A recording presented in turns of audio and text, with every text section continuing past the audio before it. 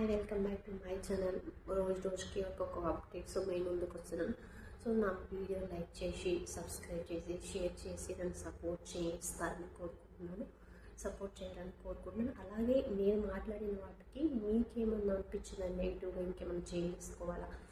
నేను big boss episode చూసి దాన్ని బట్టి నేను మాట్లాడతాను. అంటే మనం వాళ్ళ క్యారెక్టర్ డిసైడ్ చేయలేము కదా, ఏ రోజు ఎపిసోడ్ ఆ ఎపిసోడ్ బట్టి నేను అనేది నాకు అనిపించింది నేను చెప్తాను. సో మీకేమన్నా అనిపిస్తే నేను నాకు కామెంట్ చేస్తే సో నేను దానికి రిప్లై ఇస్తాను అనమాట. సో ఇంకోటి ఏంటి అంటే డీమోన్ పవన్కి టైం అయ్యాడు కదా, అది మంచిగానే అనిపించింది. ఎందుకంటే అక్కడ జెన్యున్గానే ఎవ్వరూ సంచాలకంగా లేకుండా పెట్టారు. తన సెకండ్ టైం క్యాప్టెన్సీ మంచిగానే ఆడాడు. డీమోన్ పవన్ మంచిగానే కెప్టెన్ అయ్యాడనమాట. ఎందుకంటే సంచాలకులు కూడా ఎవరు లేరు కాబట్టి డైరెక్ట్ నాగార్జున గారి ముందే అక్కడ పెట్టారు కాబట్టి మంచిగా అనిపించింది.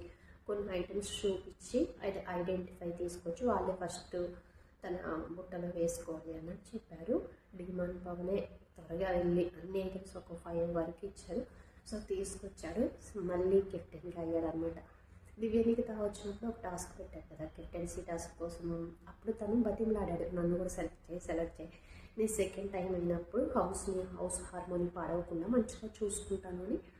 ఆ ఛాన్స్ లేకుండా తను ఇంకా డైరెక్ట్గా అయిపోయాడు అనమాట. ఇంకా డైరెక్ట్గానే కాదు, కొంచెం కెప్టెన్సీ టాస్క్లో తనే విన్ అయ్యి సెకండ్ టైం కూడా అయ్యాడు. చూద్దాం second time captaincy demon Pavan ఎలా చేస్తాడు, ఏంటి ఫర్దర్గా దీంట్లో చేంజెస్ ఏమొస్తాయి, హౌస్ని ఎలా కంట్రోల్ చేస్తాడు. అంటే ఇంకా కెప్టెన్ అంటే తన చేతిలోనే ఉంటుంది కదా. సో బిగ్ బాస్ చెప్పడం ఓకే, తన చేతిలోనే ఉంటుంది.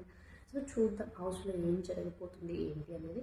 ఇవాళైతే నామినేషన్స్ కూడా ఉన్నాయి కాబట్టి నామినేషన్ కూడా ఎలా ఉంటుంది ఏంటి. నామినేషన్స్ వచ్చేసరికి ఆ ఎపిసోడ్ అయితే చాలా హీటెడ్గా ఉంటుంది. ఆర్గ్యుమెంట్స్ ఒకరి మధ్యన ఒకరు, వాళ్ళు ఎంత గేమ్స్ ఆడుతున్నా ఏం చేస్తున్నా నామినేషన్స్లో అయితే రెచ్చిపోతారు. అదొకటైతే బాగుంటుంది ఎపిసోడ్.